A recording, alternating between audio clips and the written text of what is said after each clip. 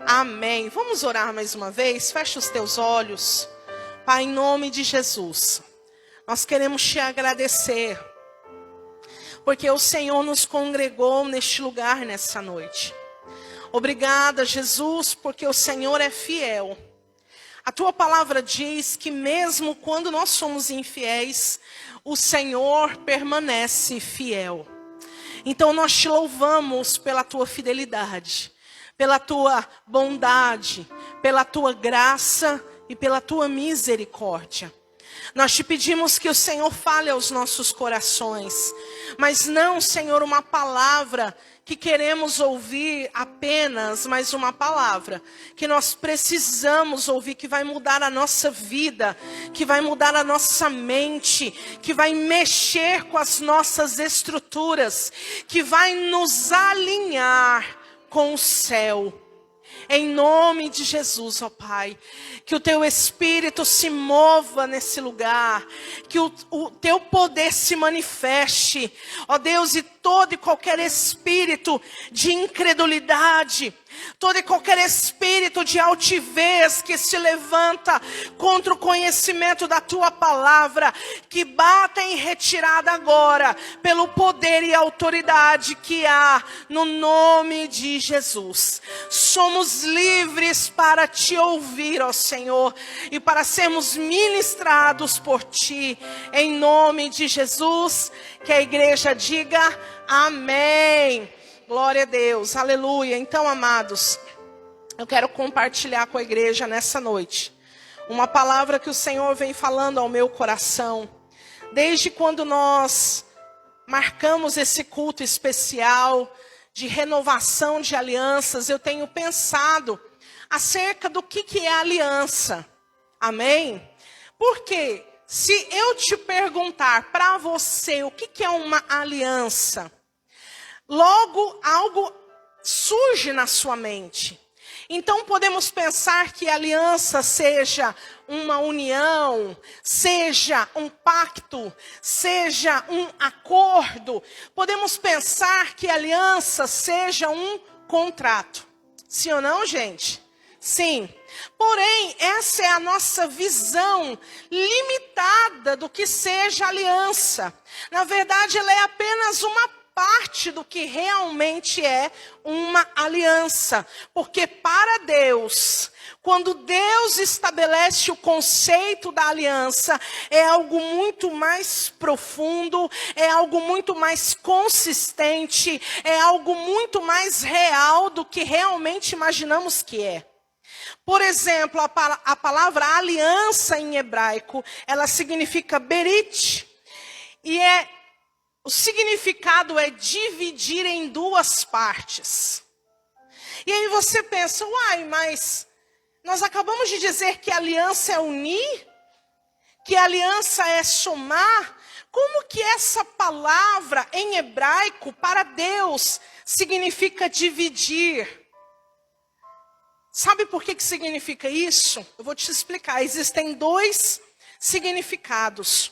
O primeiro deles é que, se você observar na palavra de Deus, existiam alguns sacrifícios que Deus exigia do seu povo, onde era necessário haver a morte de um animal, e aquele animal não era morto de qualquer maneira, ele deveria ser partido ao meio, e ele deveria ser colocado diante do Senhor em duas metades, em duas bandas. Nós vemos isso em vários episódios. Um deles é um episódio onde Abraão faz isso. Amém? E aí então, teria que se passar no meio daqueles animais. Significando o quê? Significando que a partir daquele momento, aquela divisão daquele corpo de animal estava simbolizando que passaria a existir uma aliança eterna, a ponto de, se uma das partes quebrasse essa aliança, que poderia ser feito com ela a mesma coisa que foi feito com aquele animal. Diga uau. Não, você fez fraco, fala uau. Você está disposto a fazer esse tipo de aliança? Porque foi esse tipo de aliança que Deus propôs para o homem. Uma aliança eterna, que seria inquebrável. E seria algo tão profundo que ele se colocou como mediador entre essa aliança. É por isso que lá em Hebreus, no capítulo 9, no versículo 15, vai dizer que Cristo vai se fazer mediador de uma nova e eterna aliança. Por quê? Porque um dia nós quebramos a nossa aliança para com Deus através do pecado. Mas Cristo então escolhe se fazer maldição no nosso lugar, levar sobre si todas as nossas dores, todos os nossos pecados, e o castigo que nos traz a paz estava sobre ele, e pelas suas pisaduras nós fomos sarados. Então, quando Cristo é morto naquela cruz, ele se faz então mediador, ou seja, tudo aquilo que era para que acontecesse conosco, ele se coloca no nosso lugar. Amém? Tem como não amar esse Jesus? Tem como não reverenciar esse Deus que escolheu nos amar primeiro? É algo muito maravilhoso. E é esse tipo de aliança que ele quer fazer comigo e com você. Uma aliança que é inquebrável. Uma aliança que é eterna. Uma aliança que não se pode desfazer. Então, para Deus, o conceito de aliança é algo muito poderoso. Diga assim comigo, para Deus, o conceito de uma aliança é algo muito poderoso. Amém? Aleluia. Então, amados, quando Deus, todas as vezes que você lê na palavra de Deus, Deus fazendo uma aliança, pensa nisso, é algo muito poderoso. Amém? Nós vemos também pessoas fazendo alianças com outras na palavra de Deus. Nós vemos, por exemplo, o exemplo de Noemi, que quando Noemi e Ruth, ela despede a sua nora e fala, volta lá para o teu povo, porque eu vou voltar para Belém. E Ruth fala com ela, olha, eu faço contigo uma aliança, eu não te deixarei. Onde você dormir, eu vou dormir. Onde você morrer, eu vou morrer. Porque o teu Deus será o meu Deus e eu ficarei contigo. Amém? Quantos desejam ter uma aliança assim? Dentro do seu casamento, dentro dos seus relacionamentos. Uma aliança verdadeira. Amém? Uma aliança que não é apenas de palavras. Uma aliança que não é verdadeira só quando as coisas estão boas. Porque quando as coisas estão boas, é fácil a gente ser fiel, sim ou não? É fácil a gente se alegrar. É fácil a gente dizer, eu estou contigo. Mas na hora que as coisas começam a ficar difíceis, é o momento em que as alianças são provadas. Amém? Eu me lembro de um momento em que, no ano de 2010, em que nós estávamos lá em Porto Velho, eu e meu esposo, a gente só tinha o Ian ainda de filho, e a gente estava numa situação bem terrível mesmo. Nós estávamos diante de uma liderança que estava ali, um impasse conosco. E meu esposo falou assim para mim, e agora? O que nós vamos fazer? E eu virei para ele, eu falei assim, amor, nós não nascemos pastores. E eu vou recomeçar com você aonde você estiver. Então, o que você decidir, eu estou junto contigo. Naquela hora ele olhou e falou, uau, essa é a minha mulher. Mas, gente, é nesses momentos que as alianças são provadas. Amém? Por exemplo, nós temos também na palavra de Deus, Davi e Jonatas. Eles tiveram uma aliança de amizade muito forte. Está lá em 1 Samuel 18, versículo 3.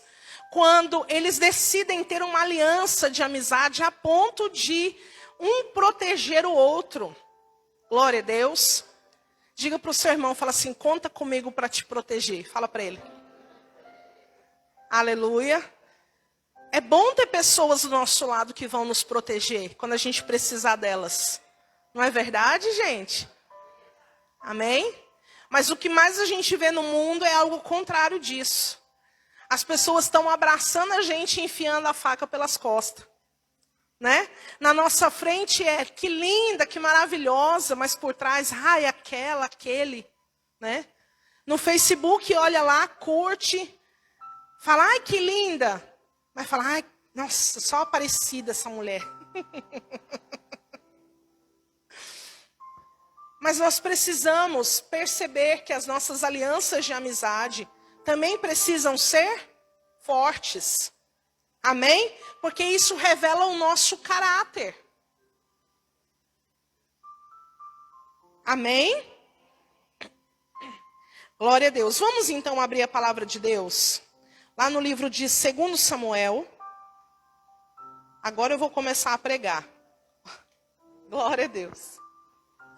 2 Samuel. Lá no capítulo 21. Glória a Deus. Estou achando vocês desanimados. Ô, glória! Aleluia!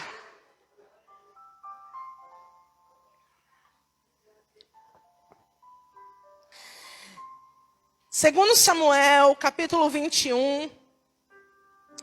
Vamos ler a partir do verso 1, onde a palavra de Deus vai dizer assim: Houve nos dias de Davi uma fome de 3 anos consecutivos. Consultou Davi ao Senhor e o Senhor lhe disse: É por causa de Saul e da sua família sanguinária, porque matou os gibeonitas. Chamou o rei os gibeonitas e lhes falou: Ora, os gibeonitas não eram dos filhos de Israel, mas do restante dos amorreus. Os filhos de Israel lhe tinham jurado poupá-los, mas Saul procurou destruí-los no seu zelo pelos filhos de Israel e de Judá. Perguntou Davi aos gibeonitas: Que quereis que eu vos faça? Como hei de reparar o que sofrestes, para que abençoeis a herança do Senhor? Responderam-lhes os gibeonitas: Não é por prata nem por ouro que temos questão com Saul e com a sua família. Tampouco pretendemos matar pessoa alguma em Israel. Perguntou Davi: Que é que quereis que vos faça? Responderam ao rei: Quanto ao homem que nos destruiu e projetou dizimar-nos para que não pudéssemos subsistir em termo algum em Israel, de seus filhos se nos deem 7 homens, para que os enforquemos ao Senhor em Gibeá de Saul, o eleito do Senhor. E o rei disse: Eu os darei. O rei, porém, poupou a Mefibosete, filho de Jonatas, filho de Saul, por causa do juramento do Senhor que entre eles houvera, isto é, entre Davi e Jonatas, filho de Saul. Tomou o rei os 2 filhos de Rispa, filha de Aiá, que ela tivera de Saul, a saber, a Armone e a Mefibosete, como também os 5 filhos de Merabe, filha de Saul, que ela tivera de Adriel, filho de Barzilai, Meolatita. E os entregou nas mãos dos gibeonitas, os quais os enforcaram no monte perante o Senhor. Caíram os 7 juntamente. Foram mortos nos dias da colheita, nos dias primeiros do início da colheita de cevada. Então Rispa, filha de Aiá, tomou um pano de saco, estendeu-o para si sobre uma rocha, desde o início da colheita até que a chuva caiu sobre os corpos. Não deixou as aves do céu pousar sobre eles de dia, nem os animais do campo de noite. E foi dito a Davi o que lhe fizera Rispa, filha de Aiá, concubina de Saul. Então foi Davi e tomou os ossos de Saul e Jonatas, seu filho, dos moradores de Jabes de Gileade, que os haviam furtado da praça de Bet-seã, onde os filisteus os tinham pendurado quando feriram Saul em Gilboa. Davi trouxe dali os ossos de Saul e o de Jonatas, seu filho, e ajuntaram também os ossos dos enforcados. Enterraram os ossos de Saul e Jonatas, seu filho, na terra de Benjamim, em Zela, na sepultura de Quis, seu pai, e fizeram tudo o que o rei ordenara. Depois disso, se aplacou para com a terra. Diga amém. Pastor, uma palavra terrível, eu tenho que dizer amém, é a palavra de Deus. Amém? Amados, olha que coisa tremenda. O texto começa dizendo que houve fome nos dias em que o rei Davi assume o trono. Houve uma fome de 3 anos consecutivos. Diga comigo, 3 anos de fome. Mais alto, fala 3 anos de fome. Glória a Deus. Então você aguenta 40 minutos aqui. Aleluia. Amém. Gente, eu nem conto para vocês. A cantina dos jovens hoje é escaldado, gente.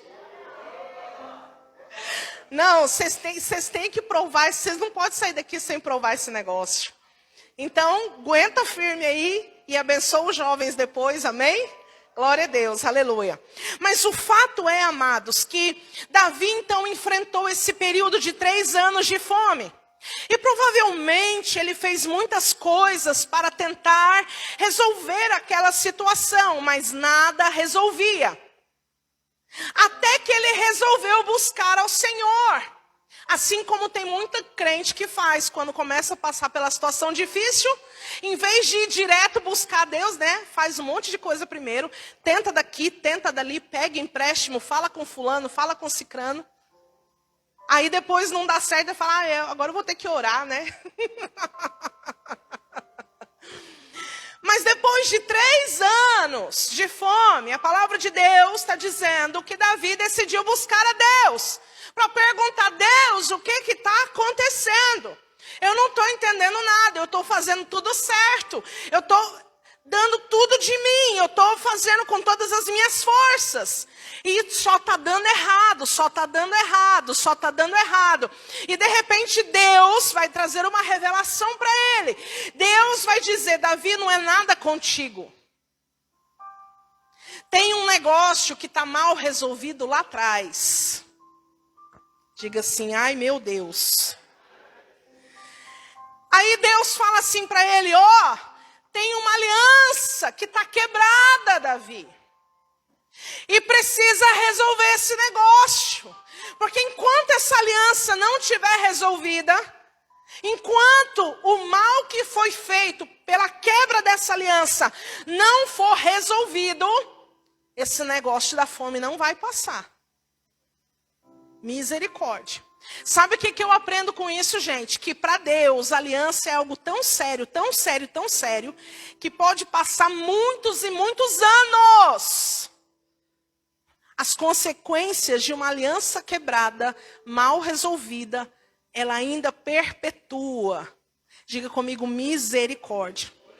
Nesse momento, já tinham se passado, para você ter uma ideia, mais ou menos 430 anos, desde quando Josué fez uma aliança com os gibeonitas, até o reinado de Davi. Mais ou menos 430 anos depois, uma aliança quebrada deu ruim. Aí se você pegar a sua vida e puxar um histórico, aí você fala, meu Deus, sangue de Jesus tem poder. Mas o que significa de fato esses gibeonitas? Porque a palavra está dizendo que nem dos filhos de Israel eles eram. Mas sabe o que aconteceu, gente? Eu vou explicar. Isso está lá em Josué, no capítulo 9. Você vai ler na sua casa, porque a gente não tem tempo para ler aqui. Então você vai ler, anota aí, Josué, capítulo 9. Amém? O que acontece? Josué está conquistando a terra prometida. Já tinha vencido Jericó, já tinha vencido a cidade de Ai. O povo ao redor estava tudo com medo do povo de Israel e o que Deus tinha feito através do povo de Israel. E eles estavam sabendo que o povo de Israel ia tomar toda aquela região. Aí, tinha um pessoal dali de perto que eles usaram de astúcia. Eles pensaram assim: vamos dar um jeito de se tornar povo deles, para que eles não venham contra nós e nos matem. O que vocês acham disso? Ah, é uma ótima ideia, então fechou, vamos lá. Então eles armaram um esquema. Eles pegaram pães envelhecidos, odres rasgados, roupas esfarrapadas. E eles foram em direção a Josué.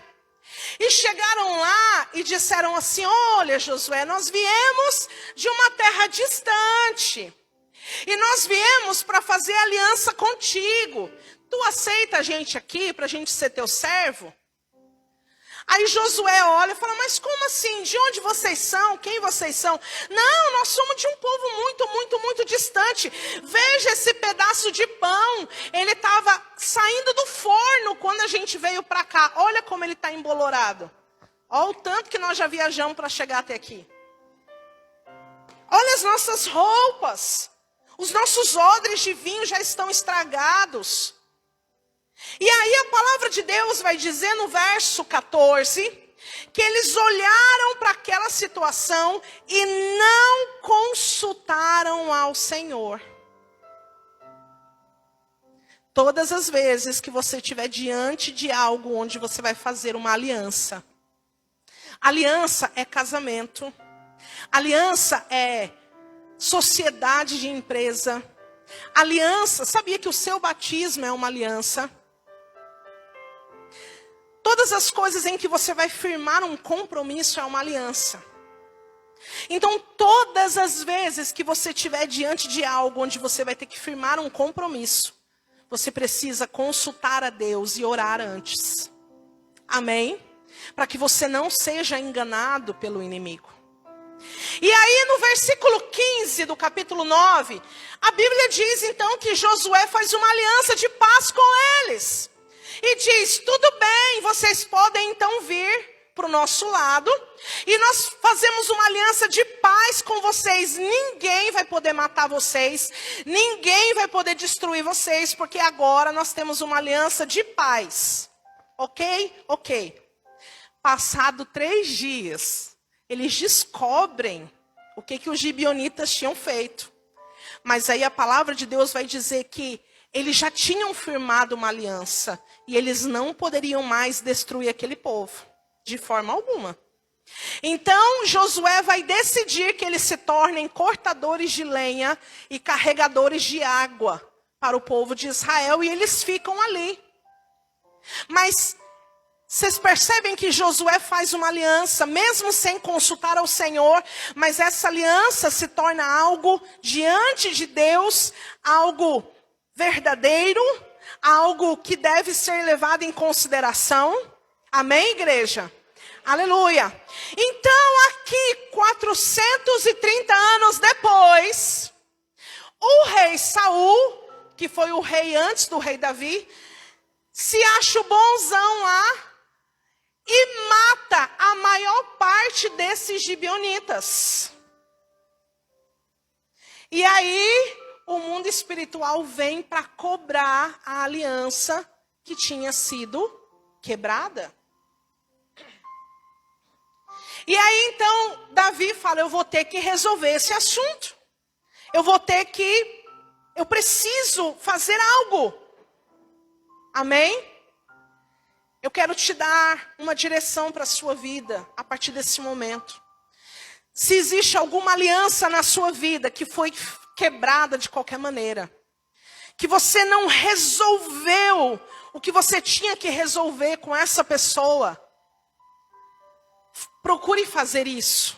Porque senão a sua vida vai ficar amarrada. Porque senão a sua vida vai ficar entravada. E você vai pensar: mas por que isso está acontecendo? O mundo espiritual cobra alianças que são quebradas e são desfeitas de qualquer maneira. Diga assim comigo, misericórdia. Então o rei Davi manda chamar os gibeonitas e fala assim: o que eu posso fazer por vocês para reparar o dano? Porque há um dano que foi causado pela quebra da aliança. E ele poderia pensar, já sei, eles vão me pedir um pedaço de terra, eles vão me pedir prata, eles vão me pedir um tesouro, eles vão me pedir algo que eu possa dar para eles. Mas para surpresa do rei Davi, eles vão dizer assim: não é prata e ouro que vai resolver a questão de Saul com a gente. Eu quero 7 homens da família do rei Saul, para enforcar eles diante do Senhor. E aí você pensa, o que os descendentes de Saul têm a ver com o crime que ele cometeu? É porque a palavra de Deus vai dizer lá em Êxodo, no capítulo 20, que Deus visita a iniquidade dos pais nos filhos, até a 3ª e 4ª geração daqueles que aborrecem ao Senhor. Mas ele faz misericórdia até 1000 gerações daqueles que amam e guardam os mandamentos do Senhor. Na terça-feira, nós estamos falando sobre guerra espiritual. E na última terça-feira desse mês, né, amor? Já pode falar? Pode. Na última terça-feira desse mês, nós vamos fazer uma quebra de maldições aqui na igreja. E você vai começar a compreender que tem situações na sua vida que está vindo, de geração em geração em geração, e precisa ser quebrada. E só o sangue de Jesus tem o poder de quebrar essas maldições. Só o sangue de Jesus tem o poder de anular todo o poder das trevas de continuar agindo na sua vida. Amém? Então você não pode perder. Comece a vir a partir de terça-feira. E aí na última terça-feira você vai fazer a campanha e vai ser algo maravilhoso na sua vida. Amém? Mas o fato é, amados, que Davi olha para aquela situação e diz: eu preciso resolver isso. E eu vou dar esses homens. Eu não tenho o que fazer. E aí então ele resolve dar os 7 homens para serem enforcados. Mas olha que coisa interessante. No versículo 7 vai dizer: o rei, porém, poupou Mefibosete, filho de Jonatas, filho de Saul, por causa do juramento do Senhor, em que entre eles houvera, isto é, entre Davi e Jonatas. Davi se ligou. Ele falou: eu que não vou quebrar um juramento que eu fiz com Jonatas. Porque lembra que ele fez um juramento com Jonatas de proteger e também a sua descendência? Agora seria a oportunidade do rei Davi de eliminar qualquer tipo de situação que pudesse ameaçá-lo ao trono. Porque Mefibosete era o filho direto que poderia, se houvesse algum tipo de rebelião, requerer o trono. Mas ele se lembra desse juramento. Então ele vai dizer que Mefibosete, filho de Jonatas, seja poupado. Porque eu tenho uma aliança com Jonatas. Amém? Glória a Deus. Até porque, gente, Mefibosete, ele era aleijado dos pés. E ele vivia sobre a custódia do rei Davi. Então, seria a oportunidade dele falar assim: quero me livrar desse camarada. Mas ele diz: não, eu tenho uma aliança com Jonatas. E eu vou cumprir essa aliança até o fim. Amém?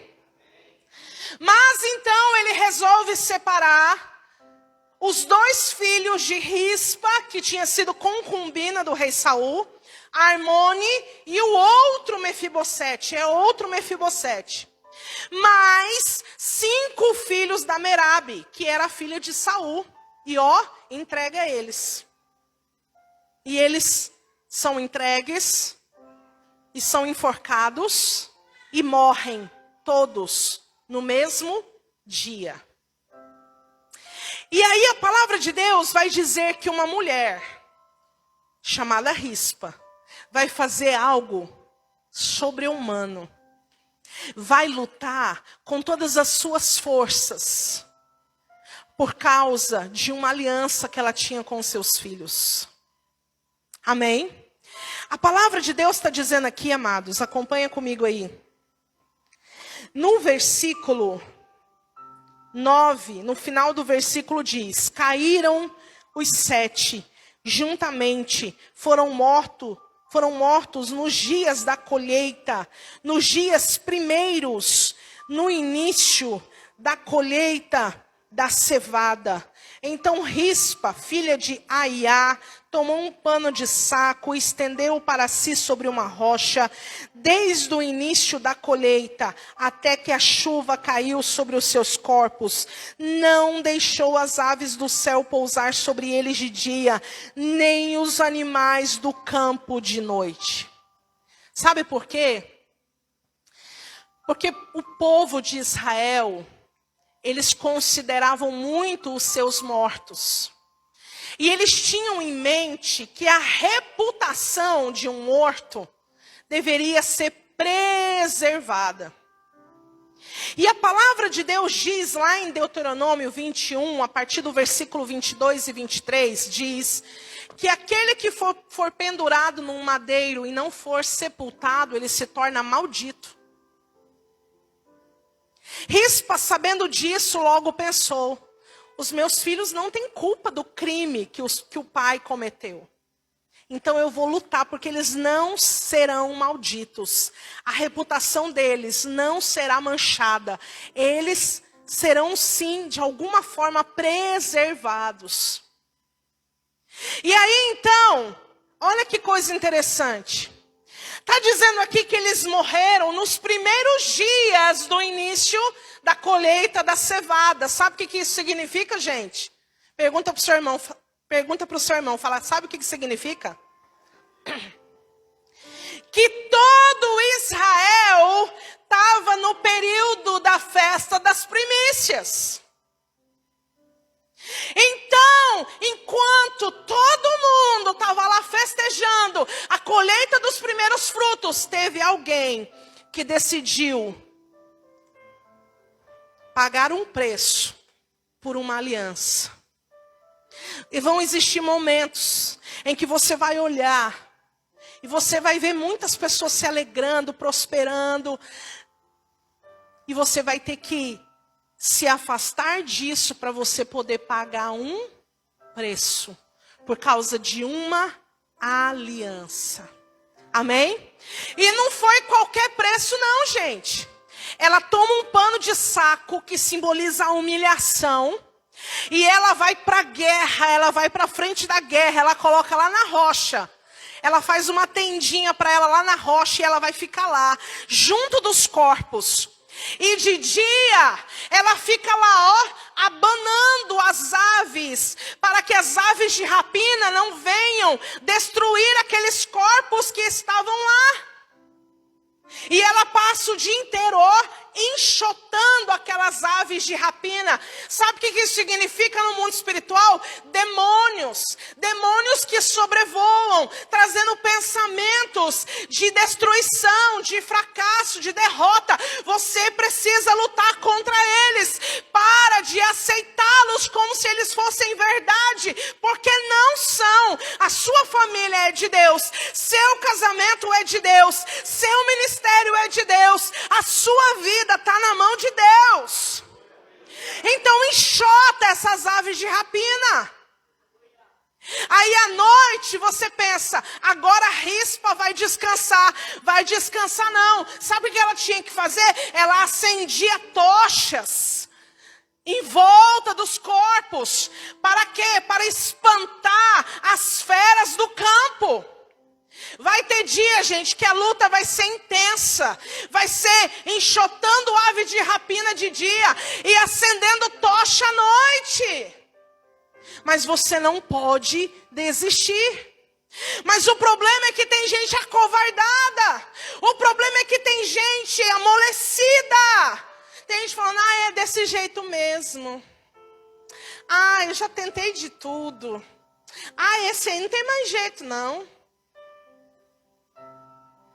Você vai sair daqui nessa noite decidido a lutar por aquilo que Deus colocou na sua mão. Porque para Deus essa aliança é importante, então para você também tem que ser. Para Deus essa aliança é profunda, então para você também tem que ser. Aleluia! Glória a Deus! Então ela vai fazer isso por quanto tempo, gente? Eles morreram no início da colheita da cevada. Sabe o que isso significa? Mais ou menos era feito essa colheita no mês de março e abril. Lá em Israel não chove o tempo inteiro. Só existe um período de chuva, que é dos meses do final de outubro para o começo de novembro, até março e abril. Sabia disso? Sabe o que significa isso, gente? Que aquela mulher permaneceu naquela situação por mais ou menos 6 meses. Sem ir para casa comer, sem ir para casa dormir, sem ir para casa tomar banho. 6 meses, espantando ave de rapina de dia e acendendo tocha de noite para espantar as feras. Por causa de 2 corpos. Não estava vivo não, gente. Estava morto. Estava apodrecendo. Estava cheirando mal. A cena que ela via todos os dias diante dela devia ser cena de filme de terror, porque ela via aqueles corpos apodrecendo diante dela. Vocês não estão entendendo? Não é 6 meses no spa, é 6 meses diante de uma cena terrível dessa, sem descanso, sem se alimentar direito. 6 meses por causa de defender uma aliança e uma reputação. É sério ou não é sério, gente? O poder de uma aliança. Glória a Deus. E aí, no versículo 11, a atitude daquela mulher chamou a atenção do rei. Chegaram para Davi e disseram: Davi, tem um negócio acontecendo que você não faz ideia. Tem uma mulher que desde quando os homens foram enforcados, ela está lá, protegendo os corpos. O que a gente vai fazer? O rei falou: eu preciso honrar a atitude dessa mulher. Você quer chamar a atenção do Rei dos Reis? Você quer chamar a atenção do Senhor dos Senhores? Então honre as suas alianças, porque Ele vai te honrar. Não seja negligente às tuas alianças. Porque se você for fiel às tuas alianças, você vai chamar a atenção dEle. E Ele vai te honrar. E aí então a palavra de Deus vai dizer que ao saber disso, então Ele manda buscar os ossos de Saul e de Jonatas, que ainda nem tinham sido sepultados. Então manda buscar os ossos de Saul e de Jonatas. Ele juntou com os ossos daqueles que tinham sido enforcados e sepultou eles. E a palavra de Deus diz que Deus só aplacou a sua ira de sobre a terra quando isso foi feito. Deus não restabeleceu a aliança que tinha sido quebrada quando os homens foram mortos, mas quando eles foram sepultados. Porque Deus queria honrar aquela mulher chamada Rispa, que tinha decidido ir até as últimas consequências, por causa de uma aliança, por causa de uma reputação. Amém? Aí eu te pergunto uma coisa, tinha só os filhos de Rispa lá? Era só os filhos dela que tinham sido enforcados, gente? Cadê a Merabe? Os filhos da Merabe foram 5. Cadê ela? Se acovardou. E Rispa poderia pensar: uai, Merabe não está aqui, o que eu estou fazendo aqui então? Porque tem gente que é assim. Principalmente dentro do casamento, ele pensa, mas o outro não está fazendo nada, por que eu tenho que me esforçar para fazer alguma coisa? Mas você pensa que Deus vai olhar para o teu coração e Deus vai honrar a tua atitude. Amém? Glória a Deus. Foi isso que aconteceu com Rispa. Deus olhou para o coração dela e honrou a atitude dela. E isso foi tão forte, que quando foram escrever acerca dessa história, eles falaram quais eram os filhos de Rispa. Eles disseram, os 2 filhos de Rispa, Armone e Mefibosete. E os filhos de Merabe, os 5, quem eram? Você sabe? Quem eram os 5 filhos de Merabe? Nem eu sei.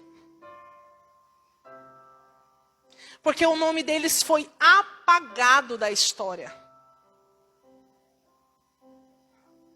A última notícia que se ouve falar de Merabe na Bíblia é essa daqui, e não se ouve mais falar dela. Sabe o que significa isso?